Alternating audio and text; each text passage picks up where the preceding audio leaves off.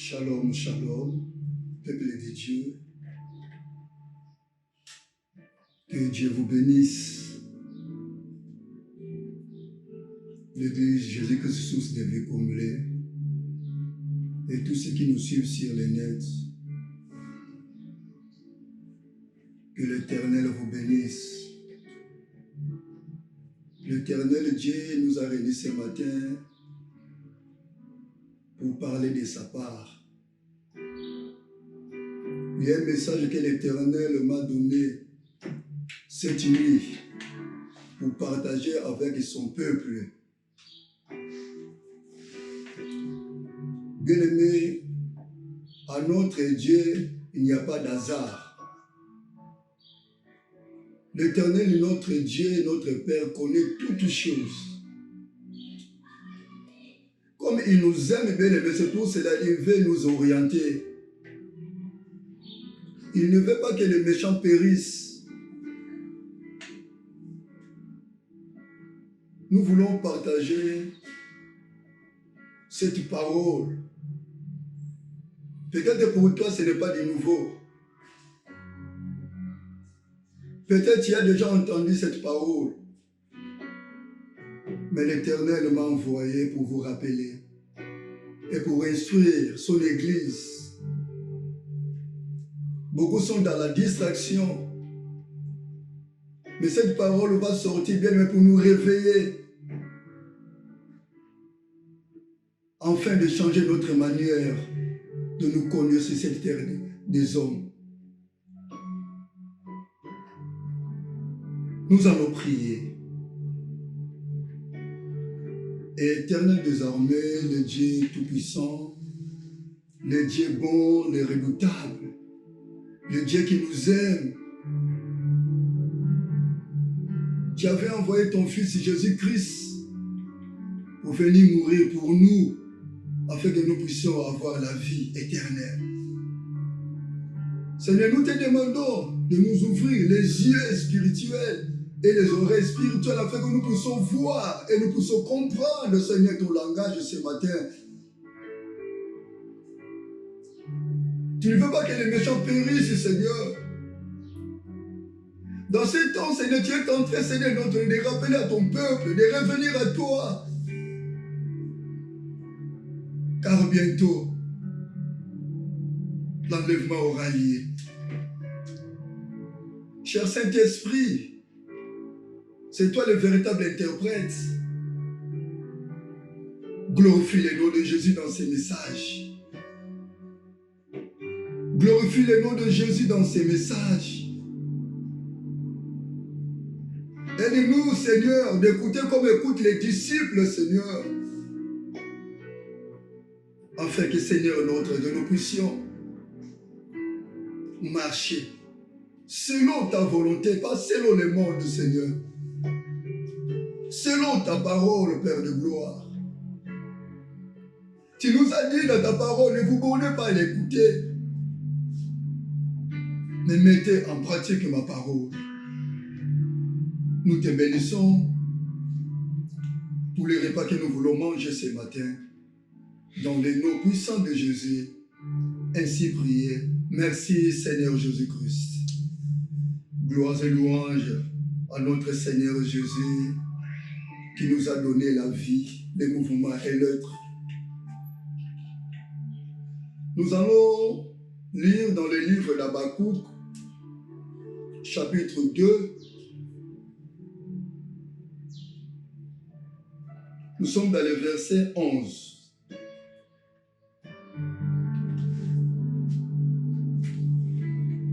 Je lis au nom de Jésus-Christ. Car la pierre grise du milieu de la muraille et le bois qui lie la charpente lui répond. Que Dieu bénisse sa parole. Je demande à ceux qui me suivent de me prêter l'attention. Je vais parler de la parole prophétique.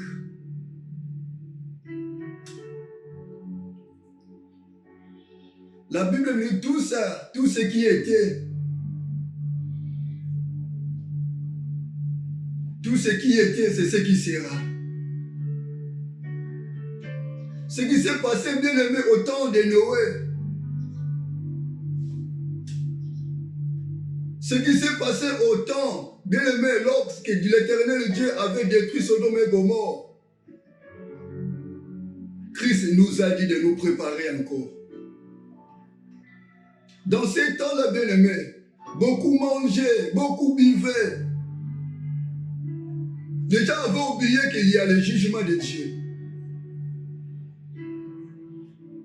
Je vous avertis, bien aimé, que le jugement de Dieu est proche. Mais avant le jugement de Dieu, il y aura un voyage que les chrétiens vont faire, ce qu'on appelle l'enlèvement. C'est pour cela, ce matin, Christ nous a donné ces paroles afin que nous puissions partager pour nous préparer, bien aimés. Dieu, dans ces temps de la fin, il a établi les 5 ministères. C'est là Ephésiens chapitre 4, verset 11. Pour préparer son église, pour enseigner son église, afin de se préparer. Cette parole est prophétique.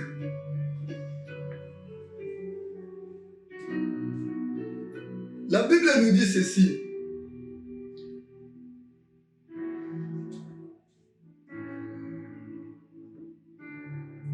Car la pierre crie du milieu de la muraille et le bois qui lie la charpente lui répond. Bien aimé, nous sommes en train de parler de notre grand thème que nous allons clôturer aujourd'hui, dimanche. La célébration, qui veut dire l'exaltation. Nous sommes en train d'exalter Jésus. De faire connaître au monde.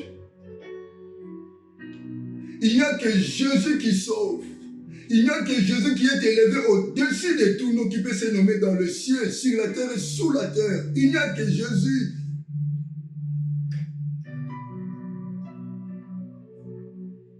Personne ne peut sauver. Il n'y a que Jésus-Christ. C'est un homme exceptionnel. Sa naissance est exceptionnelle. Son ministère est exceptionnel. Sa mort est exceptionnelle. Lui qui était saint. Il était crucifié ensemble avec des malfaiteurs. Lui qui n'a commis aucun péché. Mais il s'est fait pécher pour nous, bien-aimés. Sa résurrection est exceptionnelle. Et son ascension est aussi exceptionnelle. Voilà l'homme que nous voulons vous présenter, bien-aimés. Bien-aimés, je veux vous dire ceci. L'enlèvement est réel.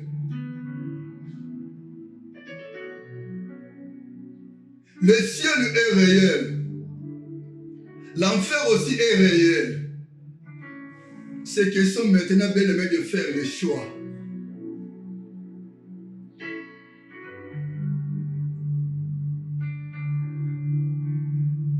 Habakkuk, quand il prophétisait, la Bible dit dans le chapitre 3, verset 1 et 2. Lorsque Habakkuk avait entendu l'Éternel parler, il avait eu peur.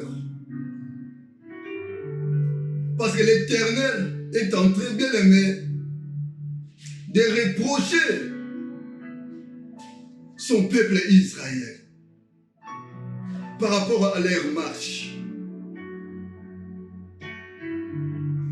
Ce message, je vais parler ça à 2 volets.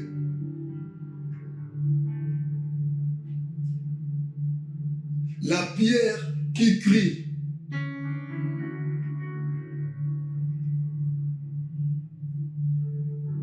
Du milieu de la muraille, c'était qui? Et les bois liés à la charpente, c'était qui? La Bible dit la loi au témoignage. Si l'on n'en parle pas ainsi, il n'y aura pas l'horreur pour le peuple. L'Éternel veut nous bien aimer, donner la lumière. Il y a beaucoup d'images, beaucoup de révélations qui sont cachées dans les Écritures. Ok, la pierre qui criait au milieu de la muraille, c'est un homme. Et le voix qui lui répond, c'est aussi un homme.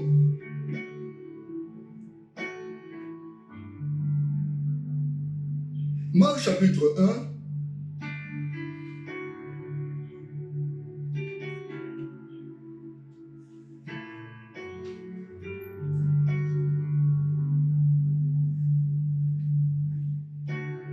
Nous allons lire de 1 jusqu'à 3.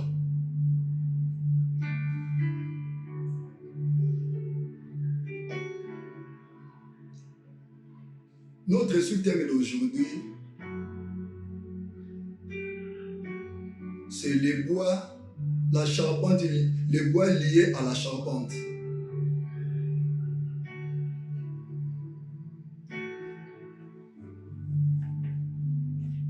Au commencement de l'évangile de Jésus-Christ, Fils de Dieu, selon ce qui est écrit dans Ésaïe, le prophète, voici, j'envoie devant toi mon messager qui prépare ton chemin. C'est la voix de celui qui crie dans le désert, préparez le chemin du Seigneur, aplanissez ses sentiers. C'est-à-dire quoi? Cette parole est prophétique. La pierre qui criait au milieu de la muraille, c'était Jean-Baptiste. Pourquoi il criait? Il criait pour montrer aux gens que moi, je suis qui nous voit, qui crie dans le désert, pour préparer le chemin du Seigneur, parce qu'il vient bientôt. Jean préparait le cœur des gens afin de se repentir pour recevoir le Seigneur des Seigneurs Jésus-Christ de Nazareth. La Bible nous dit ceci. Jean avait précédé notre Seigneur Jésus-Christ pour préparer son chemin. Aujourd'hui, nous aussi, les ministres de Dieu, nous sommes en train de faire cet office, de préparer comme Jean-Baptiste avait préparé la venue de notre Seigneur Jésus-Christ. Bien-aimés, depuis Enoch, jusqu'à Jean-Baptiste, tous les prophètes qui étaient venus avant notre Seigneur Jésus-Christ prêchaient qu'il y ait la repentance. Ils préparaient le cœur des gens de revenir à notre Dieu. Parce que Dieu ne veut pas la mort des méchants. Dieu nous a créés par son image, selon sa ressemblance. Il ne veut pas que les méchants puissent périr. Il veut que chacun de nous, bien-aimés, puisse revenir à lui. Jean avait fait son travail. Quand Jésus-Christ, le roi des rois, est venu, lui aussi il parle, il prêche de la repentance. Il prêche la repentance pour que les gens puissent se préparer. Parce que l'enfer existe. Bien, mais dans toute la Bible, selon lui-même le Seigneur Jésus-Christ, dans le livre de Luc chapitre 24, verset 44, il dit à des disciples d'Emmaüs, toutes les Écritures parlent de moi. Toutes les Écritures parlent de moi. Dans les psaumes, dans la loi et dans les prophètes. Toutes les Écritures parlent de moi. Ce que nous venons de lire, la pierre qui crie au milieu de la muraille et les bois liés aux charpentes, on parlait de Jésus-Christ. Jean présentait Jésus. Maintenant, quand les bois liés à la charpente est venu, Jésus-Christ de Nazareth, bien aimé, il avait fait des choses. C'est ce que nous voulons partager ce matin. Premièrement, les bois liés à la charpente qui est notre Seigneur Jésus-Christ. Un jour, il disait aux pharisiens ou à tous ceux qui étaient venus lui voir, il parlait de sa mort. Selon Matthieu chapitre 23, verset 31. Il dit, si moi qui ai les bois verts, on me traite ainsi, combien à plus forte raison, vous, les bois secs. C'est-à-dire ce que le monde avait fait pour notre Seigneur Jésus. Les bois verts, les bois liés à la charpente, le monde aussi, on nous traitera ainsi, comme ils ont traité notre Seigneur Jésus. C'est pour cela que le Seigneur Jésus est en train de nous préparer. Parce qu'à bientôt, il va venir pour enlever son épouse, c'est-à-dire l'Église.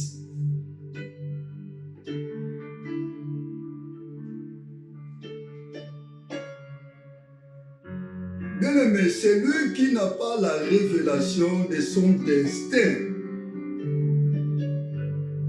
il va faire de n'importe quoi. Mais celui qui a la révélation de son destin, bien-aimé, il ne peut pas faire de n'importe quoi.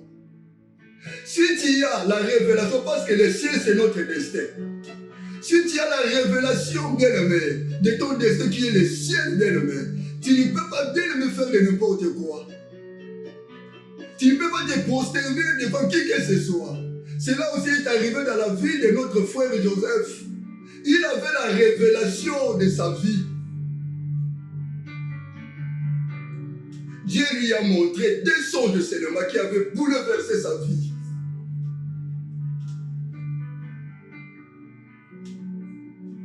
Des songes seulement, nous allons lire ça dans le livre de Genèse chapitre 37. Dieu lui a montré des songes seulement. Même si ses frères se posèrent à lui, il dit que nous allons voir là où tes songes vont s'accomplir. Nous allons te tuer.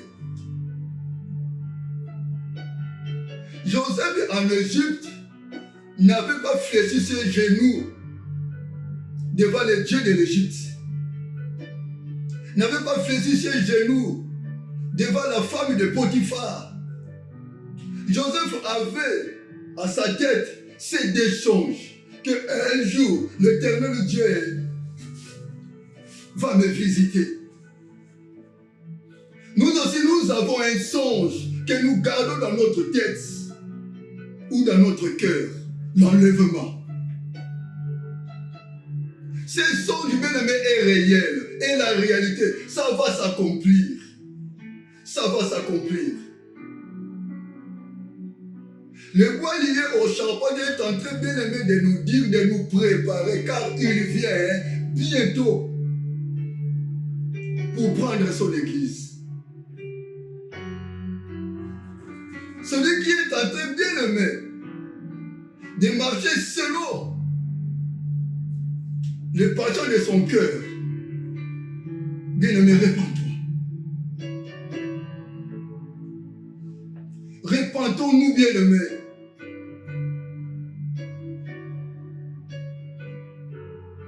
Si tu ne te répands pas, bien-aimé, demain ça sera trop tard. Tout le monde aujourd'hui a peur du coronavirus.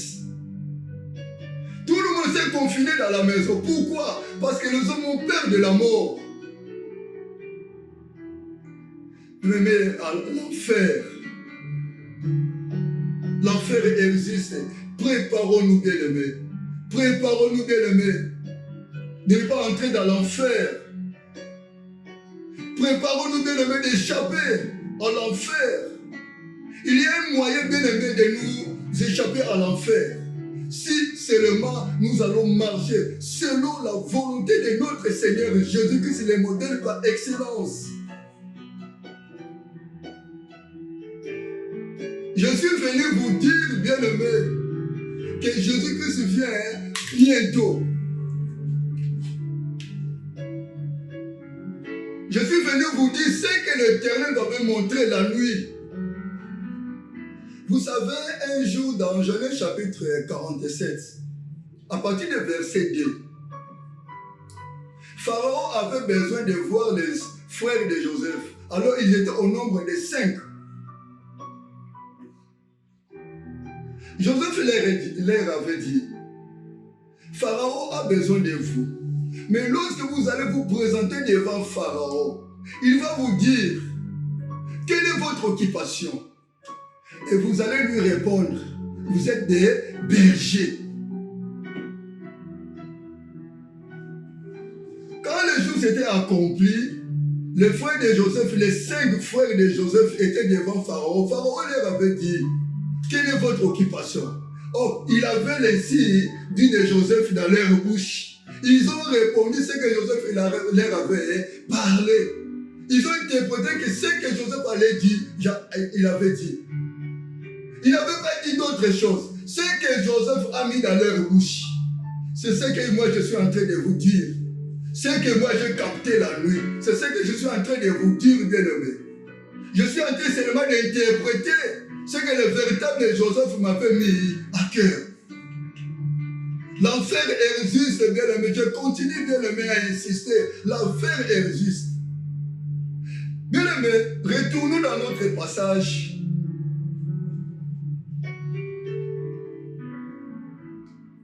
Le bois lié aux charpentes répond à la pierre qui criait au milieu de la muraille. Le bois lié aux charpentes, il avait reproché premièrement les habitants de Jérusalem. Parce qu'ils se comportaient mal. Il a reproché de ne pas marcher selon les désirs de leur cœur, de revenir à l'Éternel, parce qu'ils avaient une mauvaise foi. La charpente avait, le bois lié aux charpentes avait premièrement les reproches de son peuple. C'est le même Seigneur qui avait dit au travers la bouche d'Habakkuk, c'est le même Seigneur qui parle à travers la bouche de son serviteur aujourd'hui. Il fait les mêmes reproches au monde. Qu'est-ce que nous ne voyons pas bien aimés aujourd'hui?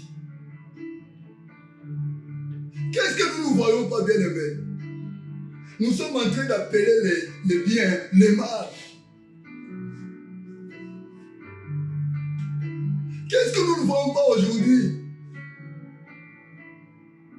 Des mariages contre nature. Qu'est-ce que nous ne voyons pas aujourd'hui, bien-aimés? L'abomination même du bien-aimé dans l'église. Qu'est-ce que nous ne voyons pas, bien-aimés?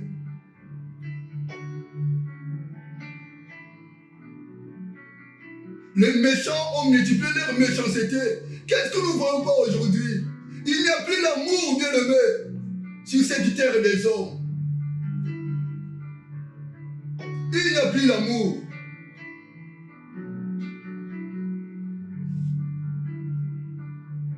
L'Éternel, comme il avait reproché son peuple à ce temps-là, aujourd'hui il est tenté de nous reprocher. Si tu ne veux pas changer, bien-aimé, moi je te rassure que tu vas rater l'enlèvement. Parce qu'il vient bientôt. Il vient bientôt. Jésus-Christ vient bientôt pour prendre son église. Mais malheur à celui qui va marcher selon les penchants de son cœur. Malheur aux ivrognes. Malheur aux débauchés. Malheur aux impudiques. Malheur aux méchants. Malheur aux menteurs. Malheur, malheur, malheur à ceux qui ne font pas la volonté de l'Éternel. Malheur à eux. Jésus-Christ a dit,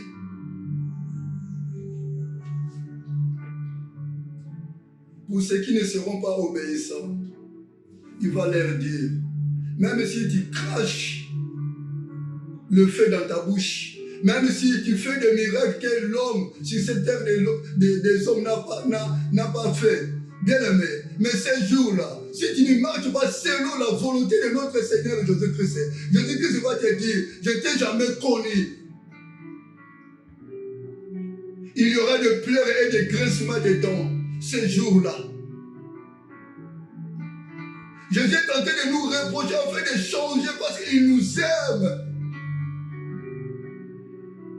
Il n'a pas répandu bien-aimé son sang pour rien, c'est pour nous. Il nous demande seulement de changer, de marcher selon sa volonté.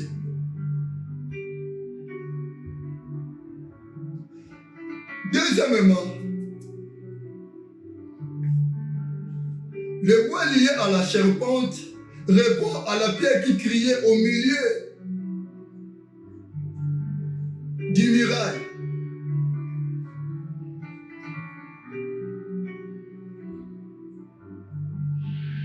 Il dit, venez à moi. Pas seulement il reproche. Il nous reproche en fait que nous puissions changer. Et il nous dit deuxièmement, venez à moi, vous tous qui êtes chargés et fatigués, je vous donnerai du repos. La prise en charge. Si tu as un problème, bien-aimé, si tu n'arrives pas, bien-aimé, à abandonner le mal que tu es en train de faire, bien-aimé, Jésus-Christ a dit, venez à moi.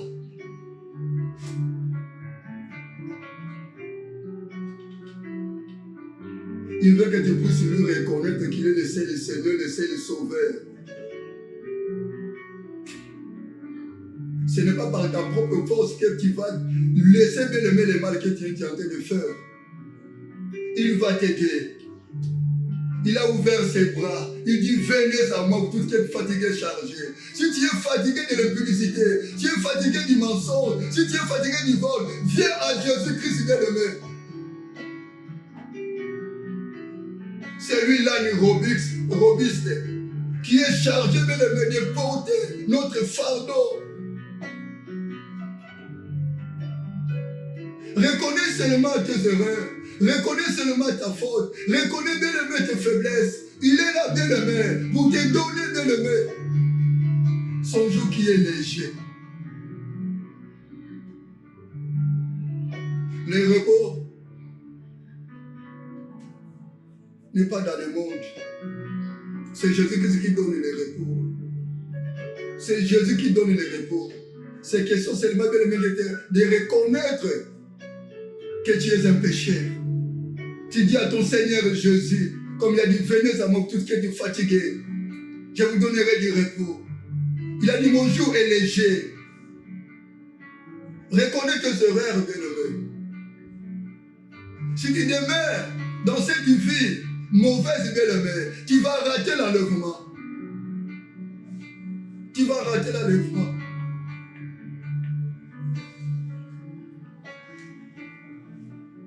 Je vais continuer ces messages le mardi pour que le peuple bien puisse se préparer pour la deuxième venue de notre Seigneur Jésus. Aujourd'hui, Jésus-Christ, il est assis à la droite du Père comme un agneau. Il intercède en notre faveur. Mais il y aura une phase qu'il va bien me présenter, la phase du lion, pour juger le monde. C'est le moment, bien-aimé, de nous repentir. Jésus a dit dans le livre d'Apocalypse, chapitre 2, verset 5. Souviens-toi d'où tu es tombé. Souviens-toi d'où tu es tombé. Souviens-toi et répands-toi. Il connaît tes œuvres. Il connaît bien-aimé ta faiblesse. Il connaît tes erreurs. Il connaît tes manquements. C'est question seulement, bien-aimé, de reconnaître que tu es un pécheur. Jésus est là pour te recevoir, pour t'aider, afin que tu puisses, bien-aimé, mener une vie victorieuse. Il est là pour nous aider. Sans lui, on ne peut rien faire, bien-aimé. Sans lui, on ne peut rien faire.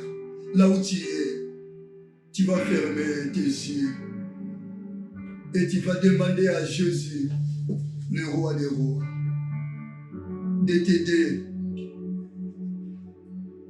De t'aider.